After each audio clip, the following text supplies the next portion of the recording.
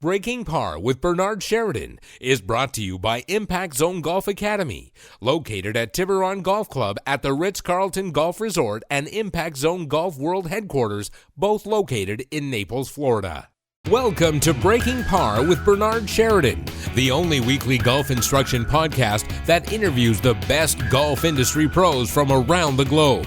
Now, here's your host, Advanced Impact Zone Golf Instructor, Bernard Sheridan. So, Victoria, welcome to the show. Thanks so much for taking the time out to be with us here today. Well, it's a pleasure to be with you. Thank you for the invitation.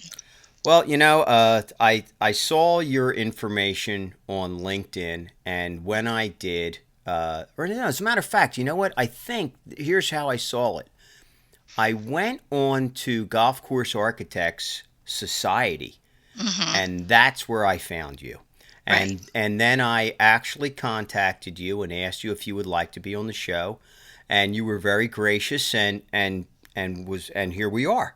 And here we are. Yeah, and here we are. So let's get a little bit of history, because I did tell the audience before we went on the air, and I know we were chatting before we went on the air, but I did tell them before we went on the air a little bit about you, but we'd like to know more about how you got involved in the beginning of your career, and what made you move into the direction of becoming involved in golf course architecture. Well, thank you. Yes, well, when I went back to college when I was 30, I had quit college to get married and start my family, and went back when I was 30. And at that point, I went to the University of Kentucky. There's a brand new major called landscape architecture. So that's what I did. And then my husband was transferred to Jacksonville, Florida. He worked for DuPont. And of course, in those days, women followed their husbands wherever they went. And I was lucky enough to find a position with Mark McCumber, famous pro golfer, but he was just in the beginning of his career at that point, and his family owned a landscape design firm. And so I went to work for Mark, and Mark started to transition over to golf landscaping and golf design. And so I transitioned with him. And then he didn't really have enough work at that time. He was brand new at it, to keep me on. And so I went to work for the state of Florida for a while and doing some design work. And then I happened to see an ad that happened to be with the Arnold Palmer Group. And they were looking for somebody who had golf design architecture experience. And that was 30 years ago. And 30 years ago, there were not very many people that could actually answer that call, because colleges do not. Especially back then, colleges did not include that in their coursework. So you basically went from landscape architecture, and then you went to a golf course architecture firm, and you learned by osmosis. And that's what I did. I went to work for Mr. Palmer and Ed C., his director of design and partner, there in Ponte Vedra. And both Arnold and Ed took me under their wing and said, you can be whatever you want to be. At what point do you want to get out in the field? Do you want to stay just designing on the board? And Ed implied to me that I would have a difficult time in the field being a woman. There were not very many women that were out there. And he said, contractors are a tough breed, and they're not going to want to take orders from a woman. And you're the way he put it, you're going to have an iron bra, Vicky, if you want to do this. And I did. I didn't want to be left behind in the office. And I am so lucky in my career that we are talking the golden days of golf in the late 80s, early 90s. And so whenever we had a small plane that was very efficient in that it would take our architects and drop them off at one spot, and then drop another one off, and then drop another one off, and then come back and pick them up in the evening. Well, if there was any space on board, it was like, let's throw Vicky on. And To be honest with you, I mean, I cannot tell you what that is like to have the opportunity. We're not charging the client for it. There's no expense involved. It's just strictly walking the walk and listening to Ed and listening to, it's one thing to see it on paper. It's obviously another thing to see it in the field. So I was very lucky in that I learned from the greats. And Ed was a former president of the American Society of Golf Course Architects, so respected in his field. Mr. Palmer was incredible with me and really um, gave me such an insight from the player's vantage. Um, and for the 25 years I worked with him, his insight was invaluable to me. So that's how I did it. That's awesome. I mean, it's it's funny that too. I'm sure that when you got involved with landscape architecture, the last thing you were probably thinking about was building golf courses. You were probably thinking about doing landscape and doing it for homes or for maybe commercial purposes or things of that nature, and that it led you into golf. That's really a neat thing, and once you got there, then probably you got a lot more interested in that, Oh, and absolutely, yeah, absolutely. I mean, talk about an art form. It's just a large scale. I mean, to me, it's like you're molding the earth. It's kind of like molding pottery. I mean, it's three-dimensional. It's not a painting. It's three-dimensional. And so you have to view it from all angles. And I have had a number of photographers who have photographed some of the work that I've done over the years, and they all say you see it from an artist's perspective. And I think I think visually it's a big thing for me. How you see it from the tee. You walk right up there on the tee, and you immediately have this golf hole unfold in front of you. And then, as you get better at golf and you want to play, you begin to say, "All right, what is the architect asking me to do here? What is the theme of this golf hole, and how do I play it?" And I think every great golf hole, you stand on that tee and you just go, "Oh my golly, how am I going to do it?" But on the reverse, you play it well. Look tough from the tee to, to play it fairly. right, right. So I know that it's definitely an art form. I mean, there's no doubt Yes. about that. And so when you're out there, so take us through some of the steps as to what happens, because I know that they have a site, and they decide they want to put a golf course on this site. Right. So I would think that the first thing that happens is that the architects all meet and they walk the site, and there's some surveying done to look at different lines and understand where I guess low points of the land are and where high points are and where water would drain and things like that, and how much could the natural terrain stay, and how much do we have to manufacture or mold or things Right. like that, and every site is Right. different and lends itself to what's about to come out of there. That's um, exactly right. so it's got to be a quite a long process, and from the time you step foot, that first time you step foot on the site, Right. to the time when it's finished. What is the average time? And I know when you're building something that all different kinds of things can come into play and hold it up, and you might be waiting for something, and or equipment can break down, or Right. weather, or timing, or Right. Right. people, or Right. all these different things. But on average, from the time they step foot on the site until they're cutting the ribbon, um, what is the average time to do something like that? I mean, it's a huge endeavor. It's a huge endeavor, and it really depends on where you are in the world or in the United States and what the weather is like. In Florida, um, you're graced with good weather, and the contractors can keep working, almost 24/7. And so you can really get a golf course in the ground within 6 to 8 months. I mean, that's very doable. That's That's from the remarkable, though. time that you start construction.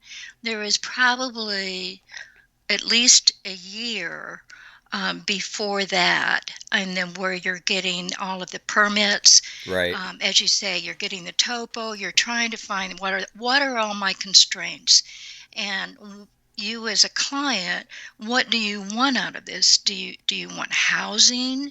Do you want tell me what you want. And so then you go through several alliterations of designs that not only work with the environment but work with what the owner has requested, until you come up with that perfect combination. Then you have to have time to put it out to bid. And we normally recommend that is go to bid. It does best by the client, generally speaking. And so you have to give them 4 to 6 weeks to analyze it and come back with you with a price, and then we have to analyze that. So, but as far as when the first shovel of dirt is moved, you can do it within a year in Florida. Now, when you start talking Michigan or Illinois, you're talking a good year and a half to two. And what you do is you back up. You find out when is the appropriate and the best time to plant that grass seed or to sprig the Bermuda. And then you look at that small window. And so then you say, all right, from that point on, we're going to need another 6 months of growing before you try to do anything. And so up north, that 6 months could take longer. But so everything is backed up from the date of when you want grass to hit the ground. And that's when you know when you have to start. And it's complicated, but you do it over and over, and you know. Yeah, and then it starts. Well, it's just like anything that's complicated. Once you start to get into the routine of doing it, Right, then right, you start to become comfortable with it, and right, it's still complicated, but you understand how to maybe trim the fat away and get down to what right, needs to be done and get it done more efficiently and more quickly. right. Well, Um, you the architect and the contractor certainly know this inside and out. Sometimes it's the hand holding with the client and yeah. find out, we need to explain this process to you, because if you're going to schedule an opening for, June, you know, Well, we that's we need true. to know that. I think a lot of clients, especially, and not just in that business, but clients in general that are doing something once, Right.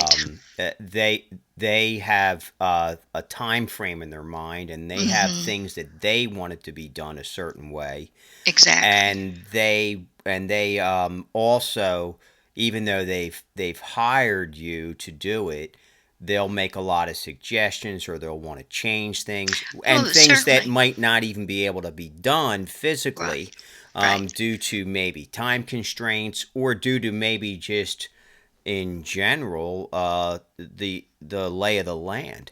Right. It just Right. can't be done. They might say, "Well, I really want this green to do this," and you'll say, "Well, I mean, it would be Yes, we great, do but have all the some water's clients going like that that. way, and it wants to go that way, and the lowest point of the golf course is over here, and right." So, and Exactly. and we were hoping that it would do this towards the clubhouse, and it's Yes. right. So, I mean, those are things that physically they cannot be done. So tell us a little bit about, and I want to get a little bit more intricate about what some of this stuff is, because a lot of people out there that play this game, they don't really know what is involved in, let's say, building a green, or and what materials are involved, and the irrigation that has to be done, and Right. and and all those things. Now, the only Right. reason why I kind of know these things is because it's something that interests me. Hmm. I love the sport. I'm Hmm. an artist by birth, and I mean, I've always had an interest too in how things are put together too. Hmm. And I know that when somebody looks at a green, they don't think about like how many layers are there. Right. If you were to slice it up take a slice of it out like a piece of pie, that it would really, they'd see all kinds of layers of what's going on under that green, and where things all start. So when they start, what is the first layer that happens, and then where does irrigation come in that process, Right. and then what are the other layers until we finally get up to where seed is actually planted? Well, for the entire golf course, first off, as you say, you need positive drainage. And if you're on a naturally sloping site in Virginia or something like that, that's pretty good. You can really, if you're lucky enough to find an excellent site, you get out there and you find the appropriate green sites where you don't have to do a lot. Today, we all know that golf costs a lot of money to go into the ground. And so, affordable golf, to keep golf affordable for players, as well as therefore the construction costs of golf, any time that you can find natural features to highlight within the golf course to make the natural features the hazards, you don't have to create a lot of hazards when you Mm-hmm. have that. When you have the natural low spots or the natural ponds, utilizing those. So,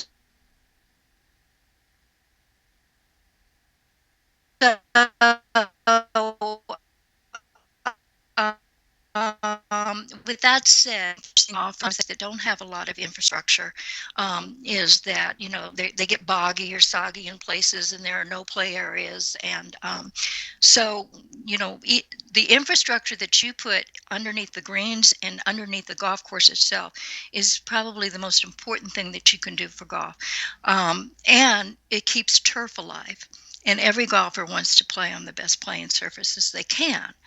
So, as far as the greens that you're talking about, there are actually different versions. What you're talking about is a USGA green, Mm-hmm. and it's about, my memory, it's been a while. It's somewhere around 14 to 16 inches deep, and it starts with a rock, and we call tile. Tile is drainage.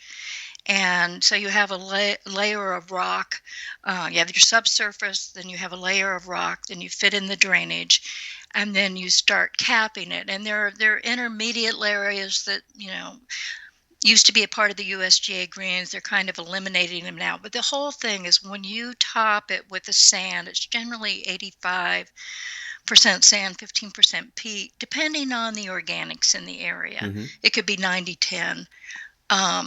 But what you want is a good perk rate so that when irrigation water, rainwater hits that green, what doesn't naturally run off in the lower areas goes down into the green and gets filtered through quickly and doesn't build up in that green. It keeps healthy turf alive. And so the big area has always been the discussion of how do you transition from the sand to the rock and tile. And there are many methods of trying to do things with that. But we're all going back to some modifying greens. We're going back to push-up greens like they used to have. And it really depends on the material of the site that you're working on. And I know Mr. Palmer, that I worked for years, was a proponent of using the natural God-given sand that you would find on that site and then bridging it however you needed to bridge it, but keeping the costs down. And, not everything has to be a championship Oh, course. oh, sure. Well, of course. It's there's many courses that are extremely enjoyable to play that aren't championship courses. And there's no Exactly. doubt about that. Exactly. I know that I'm from Pennsylvania originally, and same as Mr. Palmer, That's right. and Beautiful state. oh, Beautiful. beautiful state, and a lot of role. Like for me, my favorite kind of golf course Mhm. is the hillier it is, the more I like it. And to me, that's really um, a beautiful course to look at because there's always different changes in elevation and in terrain. As opposed Exactly. to and for me too, I find that It might be tougher to play, but I find it easier to focus on where I want the ball to go because I have different things to look at as opposed to everything's just flat and it looks the same. Absolutely. Yeah. Absolutely. So in Florida though, there's a lot of building up. I would think there's not. I mean, most of the ground, at least in this area where I am, down near Naples, a lot of it is real flat, and there's not a lot of undulation going on. So No. these are things that probably in this state, I think, the architect is building into there. Correct? Well, I'm not sure what I caught what you just said, but I Okay, wanted to say so there is I'm a saying part of that I'm saying that the architect is actually adding undulation to the yes, course itself because right. it's not presently there in the natural terrain. I have had so many of Gary and I, my husband and I, belong to a club up in Virginia that um, we go up for the spring and the fall, and they're always asking me, why is there so much when we come down to Florida? Why is there so much water on the golf courses down there? And of course, I start laughing because, as an architect, I don't want that. I don't Yeah, want 18 holes with golf with water on it. right, It's not a fun thing to deal with. But the reality is, the water table in Florida is so high, and so obviously, your lowest part of your golf course has to still have positive slope to drain even lower to get it right, off the golf course.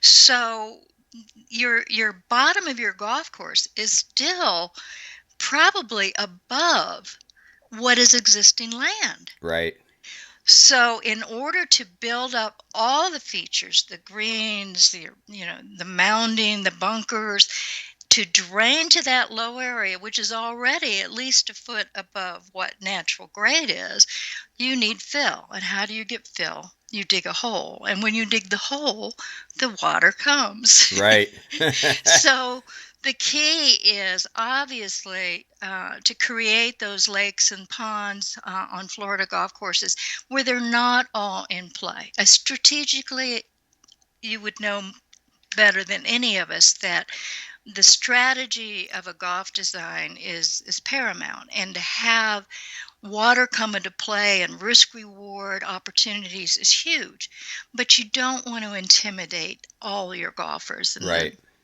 so trying to keep it off the tee or something where they don't have to navigate it. But it's a challenge. It is a challenge for Florida golf.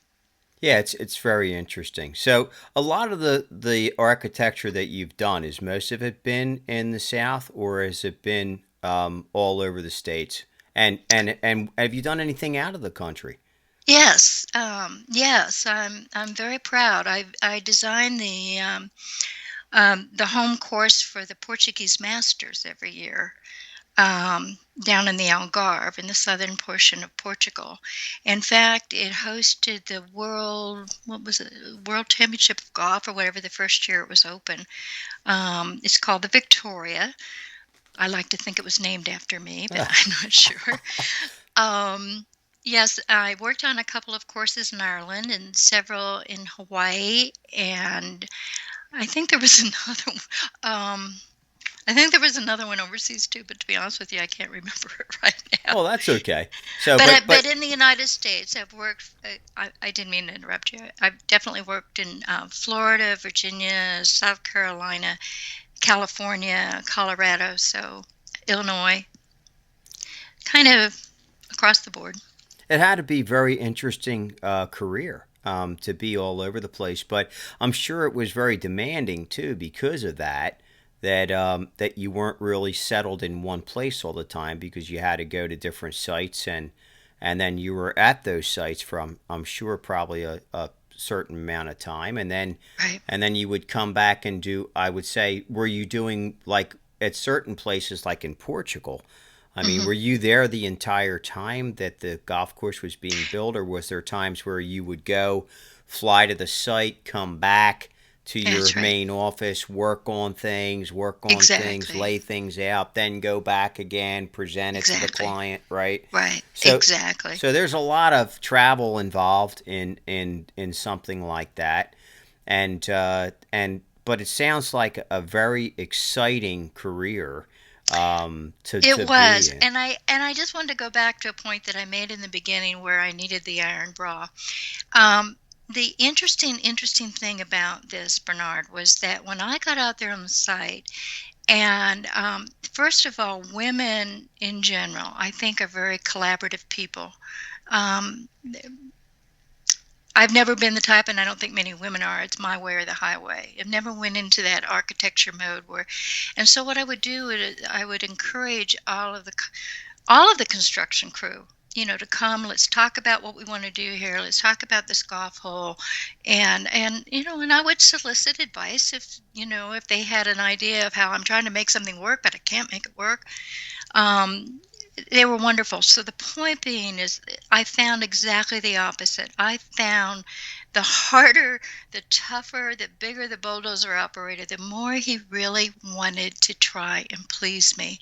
And I think it's because I treated him with a lot of respect, and they deserve a lot of respect. I mean, the architect or the firm may get all of this notice, but it's the people that put it together. And these people, I mean, I would depend on totally, because if I wanted to make water move uphill, they'd make it move uphill. Yeah. They were Well, wonderful. they are true artists They themselves. are, And absolutely. without those guys who are out in the field and using that heavy equipment and shaping the land, in your vision, it's they're your brush, and Absolutely. it Exactly. really, an artist cannot work without a brush, and if that brush has to have a certain amount, in this case, a certain amount of art in himself, to be able to sculpt and to do those things and create it. It's almost like if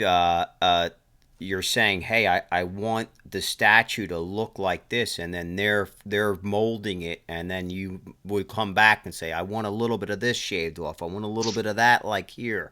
We need You to do got it. that." And then they come back and they do it. So it's definitely an art form. It's an art Absolutely. form that for me is very near and dear to my heart, just because I love golf so much, and I love beauty of land so much. I've always been attracted to landscape, and it's always been my favorite thing. And to me too, there are no bad rounds of golf, because if you're on a beautiful golf course, you Yes. hit a bad shot, you can forget about it by looking at all this beauty around you and just enjoying it and absorbing it. Totally And it agree. makes it so much more enjoyable. Some people don't feel like that. Some guys are, "Oh, I'm playing terrible. It's just, I better go have a beer. Where's the beer girl?" No, no, right. So, but to me, I look at it all as an art form, and I so respect what you do, and I know how much goes into it, and how much thought, and how much time, and how much of you, as a person, is poured into those golf courses that you've worked on. And I can't even tell you the friendships that have been lasting for 25 years of these people that I worked with on the golf course. I mean, we've stayed dear friends, and relationships. It's all about relationships. So, are you fully retired now from the business, or do you dabble in it a little bit still? Well, I guess you'd say I dabble in it a little bit. I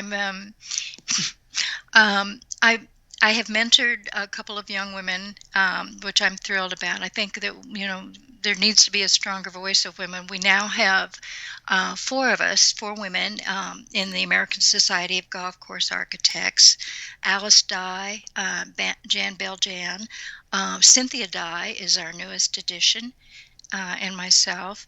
And what I've been on a kind of a speaking engagement type of thing of talking about bringing women into golf. I think that they're the last demographic that nobody took the time for. And with the recession and the economy the way it is, I finally have owners that are sitting up and saying, wow, what can I do to make this course more women friendly, more accommodating to women? And so I've gone in to advise some courses about that. And now I had a long career with Mr. Palmer as the director of environmental design.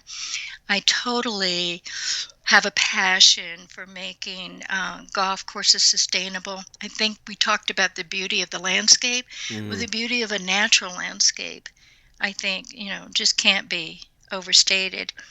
And women respond to that. Women respond to environmental sensitivity and natural flowers, natural plants. And so I really think that um, there's a voice still need to be heard out there about these things, and that's what I try to do. I agree. Well, I mean, I believe personally that women should be involved in a lot of things more than they are, in business and in leading the world.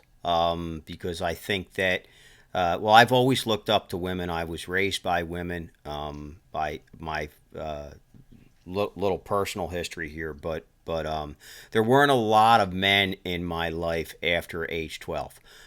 Just Oh, for the wow. fact that it just didn't work out that way.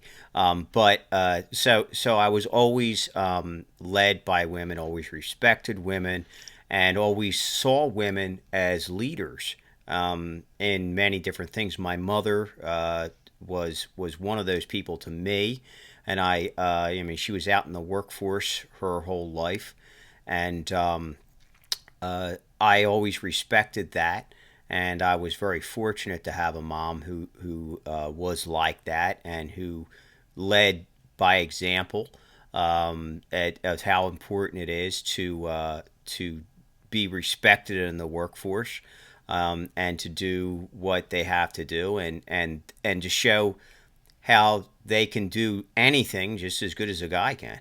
There's no doubt about it, and a lot of times they do it a lot better.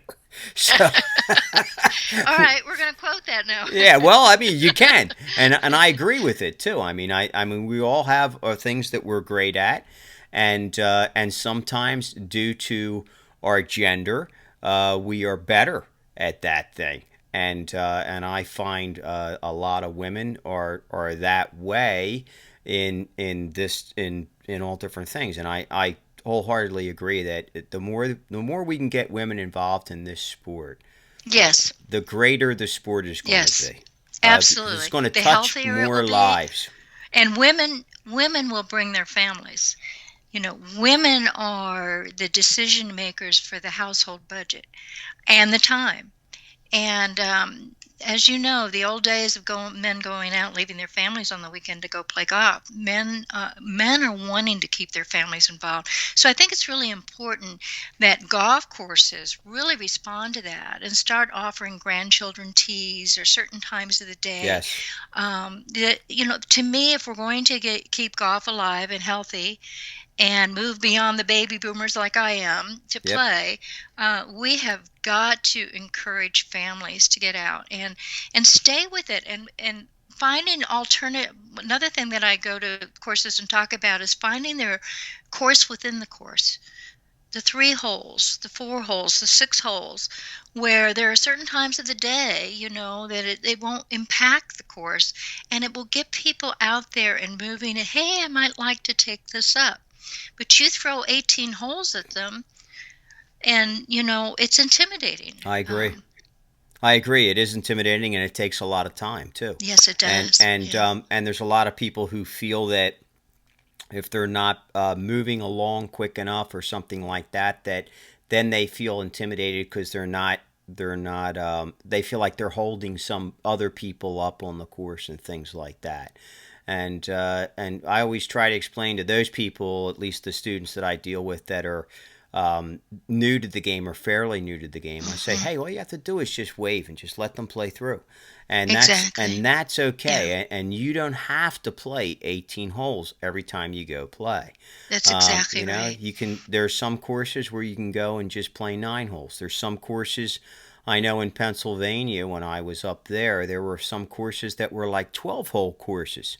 I Um, love that. and it was great because then people could get out there and play Right. some holes and not as much, worry about handicaps as much as just Right. going out and having a good time and getting some exercise and having some fun with the family and just having some, a nice recreation time, and not have to worry about achieving a goal every time they teed it up. Just I mean, the game's it's a game. It's supposed to be fun. You are totally right. I have been wishing so hard that over those years that I could find a client. I had written a piece on 3 6s instead of 2 9s. And so people could go and play 12 holes. They could play 6 holes after work. They could take their grandchildren out. You still have your 18 holes for the people who want to keep that handicap system. Yeah. But, I just think golf has to think out of the box in that way, or in some way of people. And talking about holding people up, when I play with new women, the one thing I will say to them is what I did wrong all those years was I didn't want to be accused of holding anybody up. So I would never take a practice swing.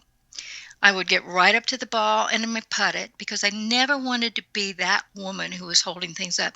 Well, the data, and we talked about data, the data shows that men take longer. Women don't spend 3 to 5 minutes looking for a lost golf ball. They just say, okay, and they drop one and they move on. So women have gotten a bad rap. And I think women, and you as a teacher, do you not feel that it's necessary for them to get that, take a practice swing, get that comfort feel where, what you're going to do with that club? Well, it definitely is. I mean, I encourage a practice swing. I always tell my students to take a practice swing close to the ball so that they're on the exact same lie or very close to the same lie that they're for the shot that they're about to create, and to feel what they need to do and to feel, gain an understanding exactly about what is about to happen instead of just stepping up and hitting it or taking a practice swing away from it, way behind the ball, and then walking up, because now the land might be slightly different. I mean, I always say to a lot of my students, how many times if you hit a ball and next thing you know, after it's leaving the club face and you're watching it go, you go, oh my gosh, that ball was below my feet and I didn't even realize it. So if you take that practice swing, some people think they're taking more time when they do that. But what they really are doing is saving time because they're going to hit a better shot. That's a good point. And now they don't have to go look exactly for it or get into another crazy lie. And then quick oh my gosh, and they feel hurried and they quick get up there and hit it and then they get another bad shot. And they're actually taking longer to play. And I've seen a lot of guys do that too. And I've seen a lot of kids, juniors do that. So I say to them, look, take your time. And believe me, if you take your practice swing and you gather all the information that you need to gather before, like a detective would, now you're going to better understand what you have to do, and then you're going to be able to execute it because you're going to be confident about what you have to do. Exactly. Instead of worrying about, oh my gosh, where's this going to go? Right. And that's the problem with women on golf courses is that we have to make them feel comfortable because they haven't been made to feel comfortable. And so, even if they only play 4 to 6 holes or something, until they get that comfort level and take those practice swings, we'll keep them. That's the thing. Whether it's the junior golfer or the woman or the millennial, we have to keep them. Oh, absolutely. And I know it's very important that, as you said a little bit earlier, the golf as a whole, as an industry, has to begin to start to step out of the dark ages and get into 2016, which is going to be right around the corner. I can't believe that either. And I can't believe it either. And not keep it back in the 50s and 60s, where it was, a sport only for the rich and the elite and the very gifted. Right. That's right. It's a sport that should be for everybody, and the more that we make it that way, the more golf is going to thrive, and the more people are going to enjoy it, and they're going to bring others to enjoy it too. Absolutely. So agree. It was an absolute pleasure having you on the show. It was a pleasure to be with you. Thank you. You're such a nice lady, and you had a lot of information to give us, and we were glad to hear it. So if there's some listeners out there that wanted to talk to you about some of this stuff themselves, what is the best way for them to get in touch with you? Vicki, Vicki, at Victoria Martz Golf golfgolfclub.com. Great. Awesome. So we'll put that in the show notes. And you mentioned some photos that you have of some stuff that you've done. That's okay. I'm so sorry. Oh, it's real life. It's real life. Phones ring in real life. My husband will get it. That's okay. So in sometimes we have dogs barking, we have cats jumping up, all different kinds of stuff happen in interviews. That's okay. It's real life. So, and that's the beauty of the way things are today. It's accepted a little bit more in real life. It's not that formal. And I like it that way too, because then we see we're all real people. And sometimes we put people up on a pedestal, but I know that for sure. We were talking about Arnold Palmer earlier. Yes. He's a real guy. He is just what you see in the real commercials. guy. And that's what's and a lot of people, they're like we were talking about, they're intimidated, and that's what I like about this format is that we're all real people and we're all talking and we're all helping each other. And we're all learning from each other, and it's just a great thing. And that's what I love about the web and about podcasting and all those things. So if you could, by chance, email me some of those pictures, we would love to have them for the show notes so that people can see some of the work that you've done, and we can attach that to the website. I might even throw in a picture of Mr. Palmer. I think that would be a good idea. That would be great. There you go. We would love that. So, Victoria, thanks again. And and like we always like to say here before we leave, do your best to keep it in the short grass until we meet again. Tee it high and let it fly. You got it. There you go. All right. Thank you. All right. Bye-bye. Bye-bye. You've been listening to Breaking Par with Bernard Sheridan, the only weekly golf instructional podcast that helps you take control of your game. Need help with a part of your game? Email us at parbreakers@gmail.com and we will cover your topic in a future show. You can also follow us on Twitter @parbreakers. For more tips and videos to help your game, go to www.parbreakers.com, where you learn to take control of your game.